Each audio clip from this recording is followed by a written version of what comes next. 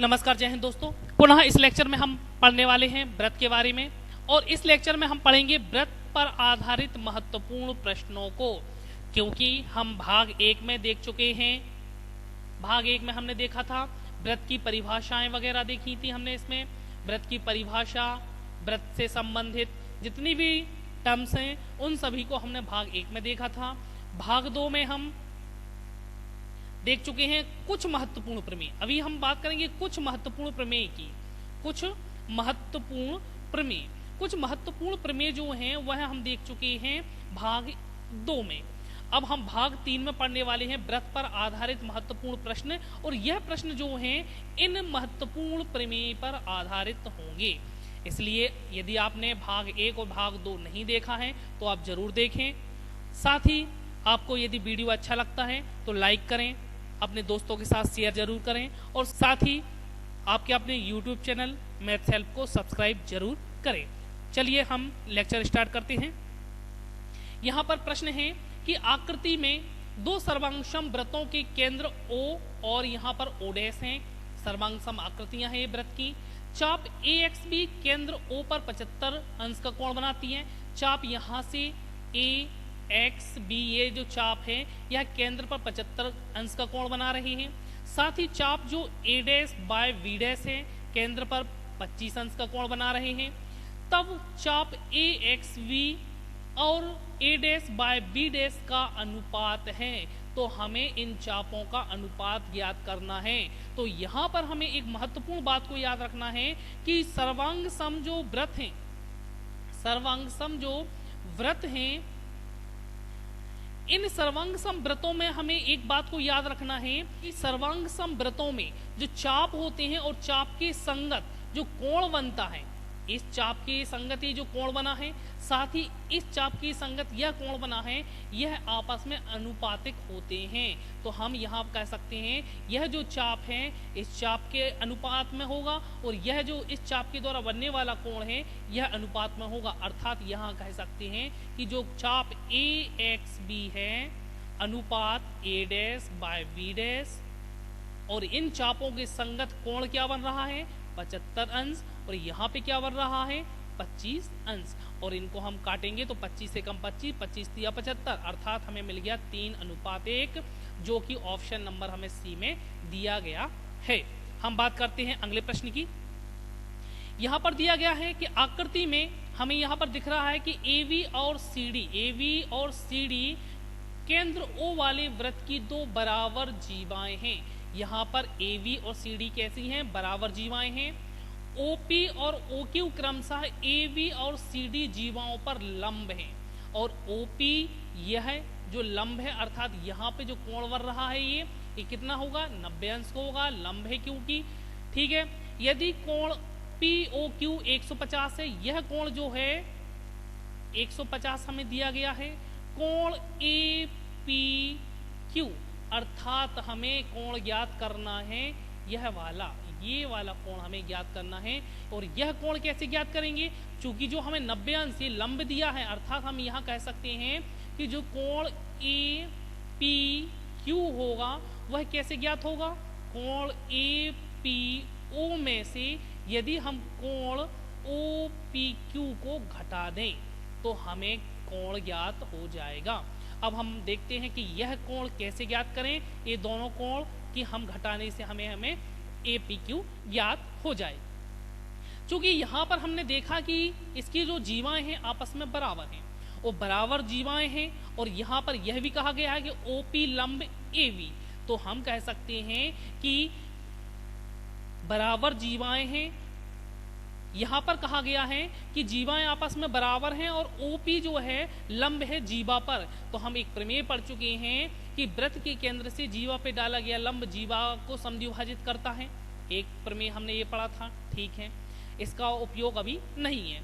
साथ ही हमने एक प्रमेय पढ़ा था कि किसी व्रत की बराबर जीवाएं जो होती हैं केंद्र से बराबर दूरी पर होती हैं। अर्थात यहाँ हम कह सकते हैं कि जो OP है और जो OQ है वह आपस में बराबर होंगी।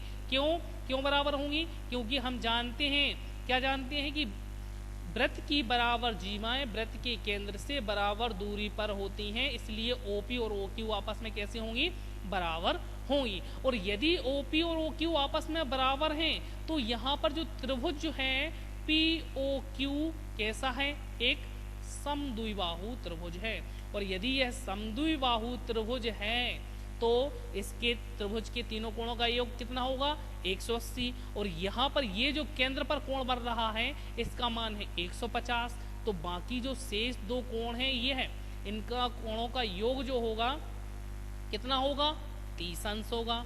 30 अंश होगा इन दोनों कोणों का, दोनों कोण बराबर हैं, अर्थात दोनों कोण जो होंगे वह क्या होंगे, 15 और 15 अंश के दोनों कोण होंगे। यह हमें पता चल गया, अर्थात हमें यहाँ पर क्या पता चल गया कि कोण जो OPQ है वह क्या है। यहाँ पर कोण हमें पता चल गया कि OPQ कोण हमारा कितना है, 15। और APO कोण कितना है, क्योंकि हमें ये पता है कि ये कोण कितना है, क्योंकि हम चूंकि जानते हैं कि चूंकि OP जो है लंब है AB पर, इसलिए कोण जो बन रहा है कौन सा, APO, यह हमारा 90 अंश है। तो 90 अंश में से 15 घटा देंगे हम, यहाँ पर 90 में से यदि 15 को घटाएंगे तो आंसर कितना आएगा, 75, जो कि ऑप्शन हमें बी में दिया गया है। तो यह हमारा आंसर हो जाएगा। हम बात करते हैं अगले प्रश्न की। तो यहाँ अगला प्रश्न हम देखते हैं, यहाँ किसी वृत्त का AD एक व्यास है। तो सबसे पहले तो हम एक वृत्त देखते हैं।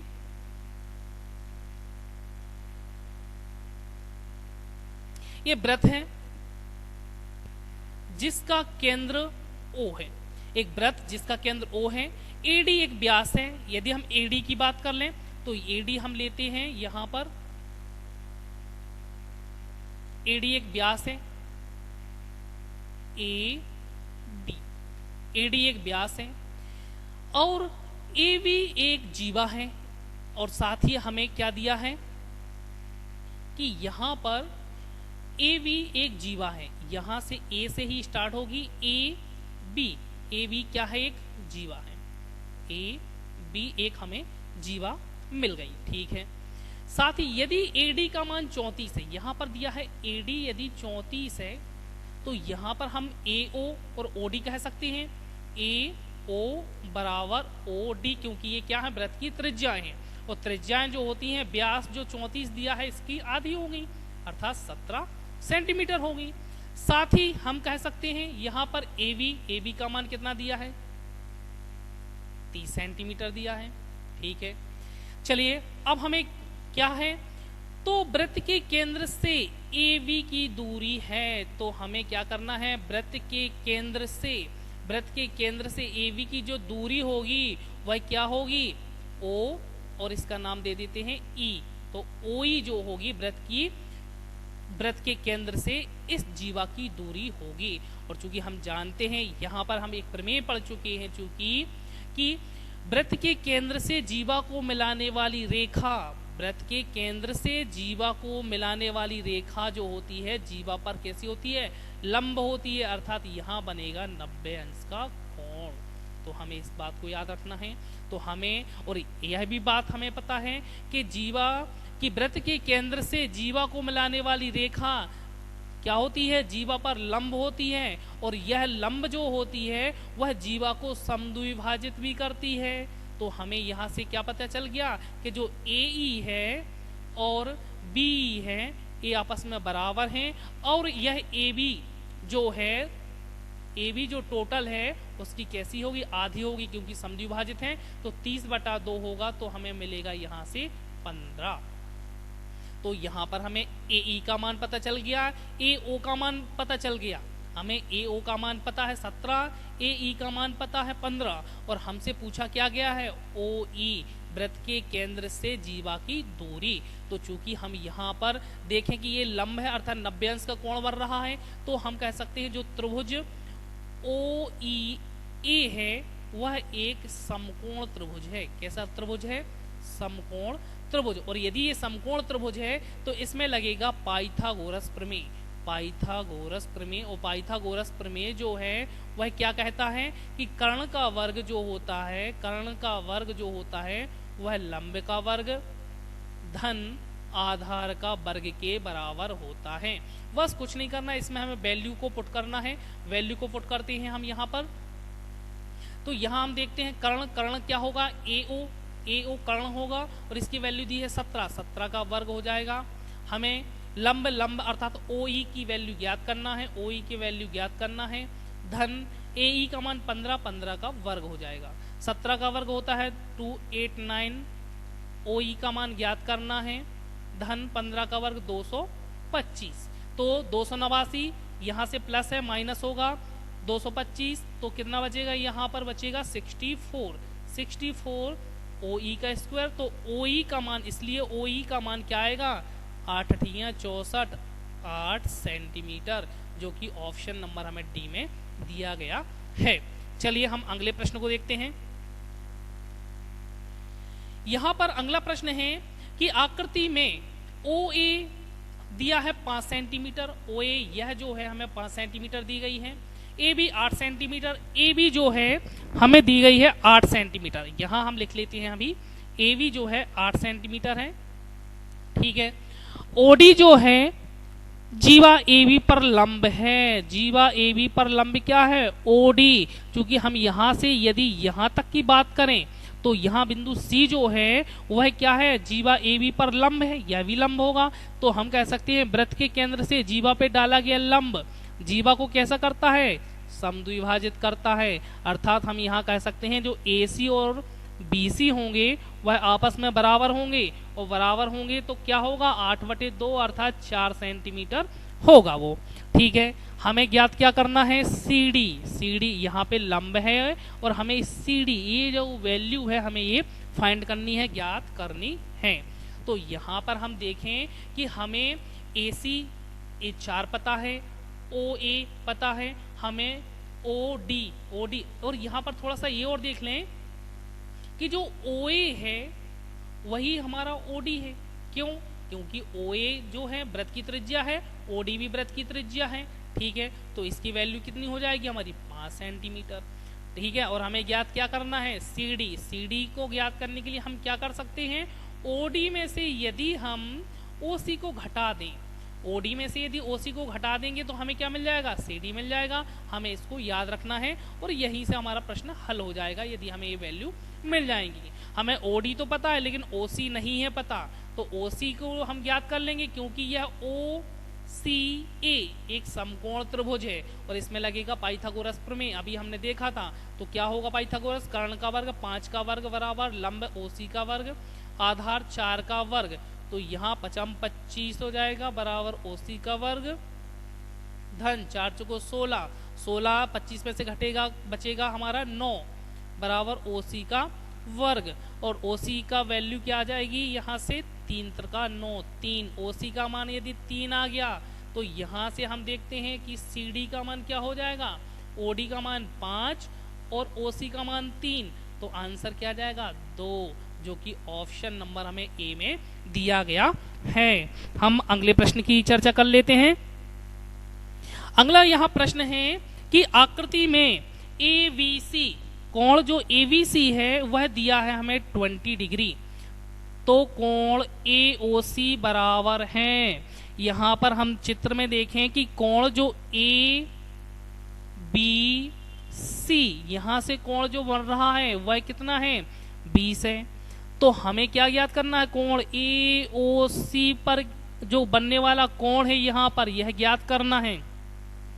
हमने भाग 2 में एक प्रमेय पढ़ चुके हैं, हम भाग 2 में उसको देखना ना भूलें, बहुत ही महत्वपूर्ण वीडियो है भाग 2, इसको जरूर देखें और इसकी जो लिंक है आपको डिस्क्रिप्शन बॉक्स में मिलेगी।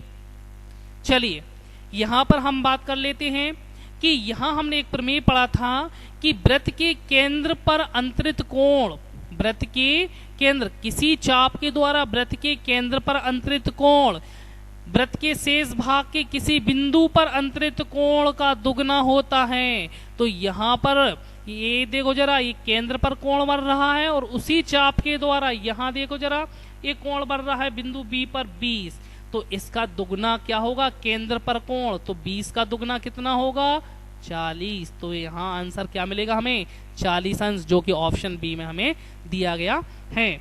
अगले प्रश्न को देखते हैं। यहाँ पर प्रश्न है कि आकृति में AOV एक वृत्त का एक व्यास है, AOV हमें एक वृत्त का व्यास दिया गया है ये, ठीक है, तथा AC और VC बराबर हैं, AC और VC ये आपस में बराबर हैं। CAB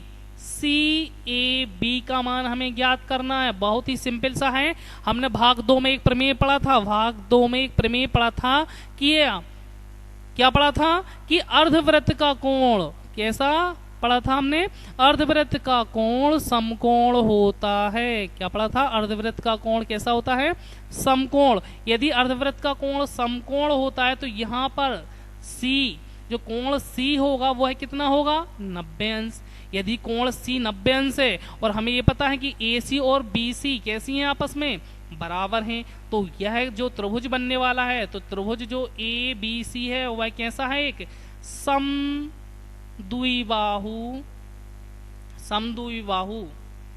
समकोण त्रिभुज, समद्विबाहु भी है और समकोण त्रिभुज है, तो हम कह सकते हैं समद्विबाहु समकोण त्रिभुज है। इसलिए यह यदि 90 है तो 180 टोटल होता है और ये दोनों कोण भी आपस में बराबर हैं, इसलिए 45 अंश ए होगा और 45 अंश ए होगा। तो ऑप्शन जो होगा CAV हमारा कितना आ जाएगा 45 45 अंश, जो कि ऑप्शन डी में हमें दिया गया है। चलिए हम अगले प्रश्न की चर्चा कर लेते हैं।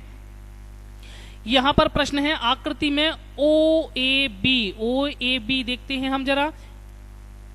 OAB हमें दिया है 40 अंश, तो कोण ACB बराबर है कोण ACB, तो हमें यहाँ पर वृत्त की जो परिधि है उस पे बिंदु C है उस पे बनने वाला कोण ज्ञात करना है।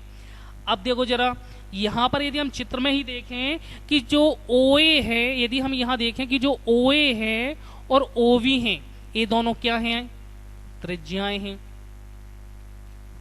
वृत्त की क्या है त्रिज्याएं हैं, क्योंकि OA और OV क्या है वृत्त की त्रिज्याएं हैं, वृत्त के केंद्र से मिल रही हैं त्रिज्याएं हैं। और यदि ये दोनों आपस में बराबर हैं तो यह कैसा त्रिभुज है समद्विबाहु, ठीक है समद्विबाहु त्रिभुज है। यदि ये 40 है तो ये भी कितना होगा 40 होगा, और दो कोण यदि 40-40 के हैं अर्थात कितने हो गए 80, और टोटल त्रिभुज के तीनों कोणों का ये कितना होता है 180 घटेगा, तो ये जो कोण होगा वो कितना हो गया 100 हो गया। यदि ये 100 है तो एक प्रमेय पढ़ चुके हैं कि वृत्त की, अब भी हमने पिछले प्रश्न में देखा था कि वृत्त के केंद्र पर जो कोण बनता है किसी चाप के द्वारा वृत्त पर अंतरित कोण वृत्त के शेष भाग के किसी बिंदु पर बनने वाले कोण का कैसा होता है दुगना होता है। अर्थात केंद्र पे कोण क्या होता है दुगना, और वृत्त की परिधि पर स्थित किसी बिंदु पर बनने वाला कोण उसी चाप के द्वारा कितना होता है उसका आधा। तो यहाँ पर क्या हो जाएगा 100 का आधा हो जाएगा, अर्थात कितना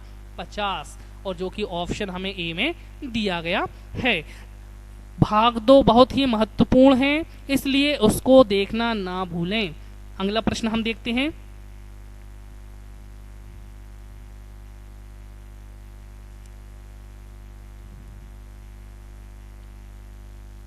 अगले प्रश्न की यदि बात करें आकृति में DAV यदि हम बात करें DAV हमें दिया है कितना, लिख लेते हैं हम यहाँ पर DAV कोण दिया है हमें 60 अंश, ठीक है। साथ ही ABD कोण AVD कोण ADV कोण हमें दिया है 50 अंश, ठीक है। कोण ACB कोण ACV अर्थात हमें ये वाला जो कोण है ज्ञात करना है। यहाँ हम पहले तो ये समझ लें कि ये दोनों जो कोण बन रहे हैं यह D वाला और ये दोनों C वाला है, ये दोनों आपस में बराबर होंगी। क्यों बराबर होंगी? क्योंकि ये दोनों एक ही वृत्तखंड पर बनने वाले कोण हैं। चाप AB के द्वारा बनने वाले क्या हैं ये कोण हैं।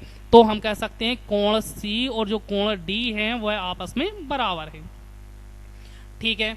अब हम किसी एक को ज्ञात कर लेंगे तो हमें C भी पता चल जाएगा, हमें इसको ज्ञात करना है क्योंकि। तो हम यहाँ पर देखते हैं कि यह 50 है और यहाँ पर हमें दिया है ये 60, यह हमें 60 दिया है, यह हमें 50 दिया है। और यह त्रिभुज, यदि हम त्रिभुज की बात करें ADB की, यदि ADB त्रिभुज में देखें तो ये वाला पूरा त्रिभुज हमें कोण हमें 60 दिया है।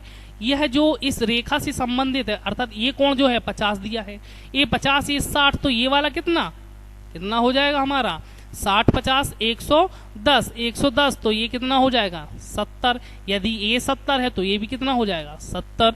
ऑप्शन नंबर हमें सी में दिया है। तो यहाँ हमें याद रखना है कि एक ही वृत्तखंड के कोण कैसे होते हैं, आपस में बराबर होते हैं। अगला प्रश्न है, आकृति में कोण AOB 90 दिया है। AOB हमें यह कोण दिया है 90। कोण ABC दिया है 30। कोण ABC तो ये वाला जो कोण है यह दिया है हमें 30। कोण CAO हमें ज्ञात करना है, अर्थात हमें ये वाला जो कोण है हमें ज्ञात करना है।